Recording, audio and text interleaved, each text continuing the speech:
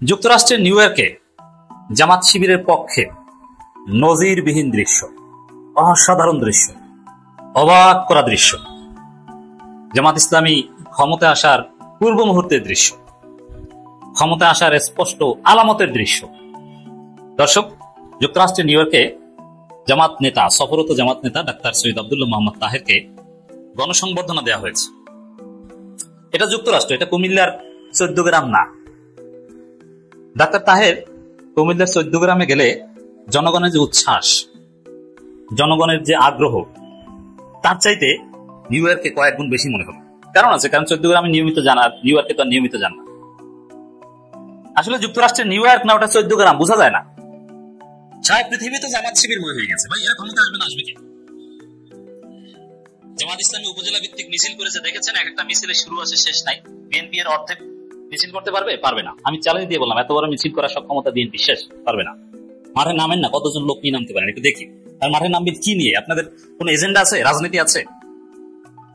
দেখি কি নিয়ে নামবেন, একটা ইস্যু নিয়ে মাঠে নামেন, একটা মিছিল কর্মসূচি দেন উপজেলা ভিত্তিক, আমরা দেখতে চাই। তো দর্শক, নিউ ইয়র্কে ডাক্তার তাহেরকে, আমিরে জামাত কেউ না, তাকে ফুলেল সংবর্ধনা দেওয়া হয়েছে, জাস্ট বাঙালি কমিউনিটির লোকজন। আর সেখানে স্বাভাবিকভাবে যারা জামাতকে পছন্দ করে, শিবিরকে পছন্দ করে, তারাই তো আসবে। এখানে বিএনপির লোকজন তো আর আসবে না, কারণ বিএনপি তো এখন জামাতের বিপরীত। আওয়ামী লীগের লোকজন তো আর আসবে না। এত লোক, জামাত নেতারা অনেকবার নিউ ইয়র্কে গিয়েছেন, ওয়াশিংটন গিয়েছেন, লন্ডন গিয়েছেন, আলতাফ আলী পার্কে অনেক প্রোগ্রাম হয়েছে, আমরা জানি। কিন্তু নিউ ইয়র্কে কোন জামাত নেতাকে ঘিরে এত বড় আয়োজন, অথবা শেখ হাসিনা অনেকবার গিয়েছে, অন্য কাউকে ঘিরে এত বড় জনাকীর্ণ আয়োজন আমার অবজারভেশনে কখনো পড়েনি। এটা কিসের প্রমাণ? নিউ ইয়র্কে এত জামাত শিবির না, এত জামাত শিবির না।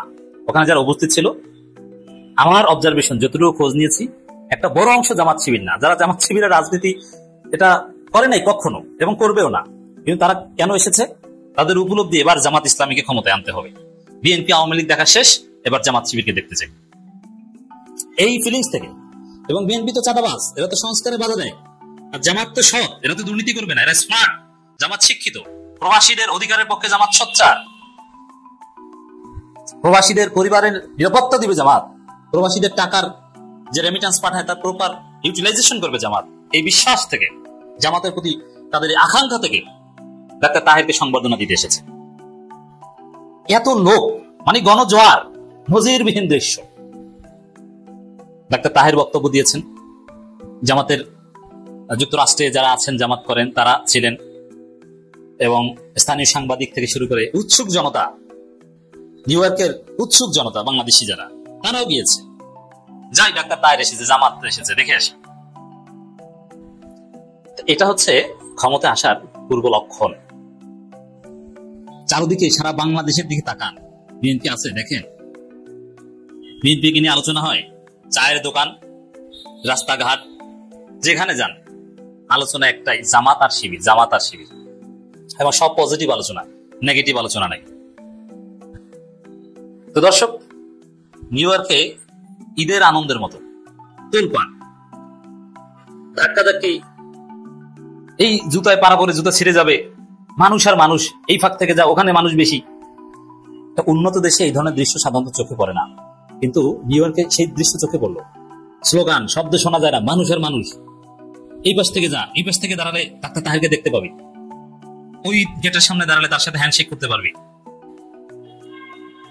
মানে গণজোয়ার, উপচে পড়া ভিড় বলতে যা বুঝায়, সেটা নিউ ইয়র্কে আমরা দেখতে পেলাম। আমি ইমপ্রেসড, অভিভূত। ক্ষমতায় আসার আলামত পুরো জাতিকে, দেশবাসীকে জানিয়ে দিন, গ্রামগঞ্জে সবাইকে জানিয়ে দিন, জামাত ইসলামী ক্ষমতায় আসতে যাচ্ছে। অতএব ক্ষমতাসীনদের সাথে থাকেন, তাদের কোঅপারেট করেন। তারা বাংলাদেশকে সিঙ্গাপুর, দক্ষিণ কোরিয়া, তাইওয়ানের মতো শিল্পোন্নত দেশ বানিয়ে দিবে। দর্শক, আপনারা একটা রিপোর্ট দেখেছেন, বাংলাদেশের বিভিন্ন গণমাধ্যম এটা নিয়ে ভিডিও রিপোর্ট বানিয়েছে। রিপোর্টটা অবশ্যই ইন্ডিয়ার একটা পত্রিকার, যে 5টা কারণে, বাংলাদেশের একজন সাবেক ডিপ্লোম্যাটের রেফারেন্স দিয়ে বলেছেন যে 5টা কারণে যুক্তরাষ্ট্র জামাত ইসলামীকে ক্ষমতায় দেখতে চায়। যদিও যুক্তরাষ্ট্রের দেখতে চাওয়া না চাওয়া এটা ম্যাটার না। যুক্তরাষ্ট্র চাইলেই যে জামাত ক্ষমতা আসবে তা না, জনগণের চাওয়া না চাওয়াই হচ্ছে আসল। মূল কথা হচ্ছে জনগণ চায়, এবং যুক্তরাষ্ট্রের ক্ষেত্রে যে তারা আপত্তি করবে না। তাদের মূল্যবোধটা, তাদের স্ট্যান্সটা আমরা এভাবে দেখতে চাই। বাংলাদেশের জনগণ যাকেই ক্ষমতায় আনবে তারা তাদের সাথে কাজ করবে। যুক্তরাষ্ট্র অবস্থান শুড বি দ্যাট, এবং এটাই। এখন অন্যান্য কারো ক্ষেত্রে এদের আপত্তি নেই, কিন্তু জামাতের ক্ষেত্রে আপত্তিটা ছিল যে জামাত ক্ষমতা আসলে তাদের সাথে যুক্তরাষ্ট্রকে ডিপ্লোম্যাটিক রিলেশন রাখবে নাকি সারা পৃথিবী রাখবে। যুক্তরাষ্ট্র, চীন, রাশিয়া, ইউরোপীয় ইউনিয়ন, যুক্তরাজ্য, ফ্রান্স, বেলজিয়াম, ডেনমার্ক, সুইজারল্যান্ড, মানে পৃথিবীর কোনো দেশ অবশিষ্ট থাকবে না যারা জামাতের সাথে স্বাভাবিক সম্পর্ক রাখবে না। একদম স্বাভাবিক, কোনো পার্থক্য নেই। বরং অনেকে আরো কমফোর্ট ফিল করবে যে ভারতের অযাচিত হস্তক্ষেপ নেই, ভারতের সম্পর্ক রাখবে, ভারতের সাথে ডিপ্লোম্যাটিক রিলেশন থাকবে ন্যায্যতার ভিত্তিতে।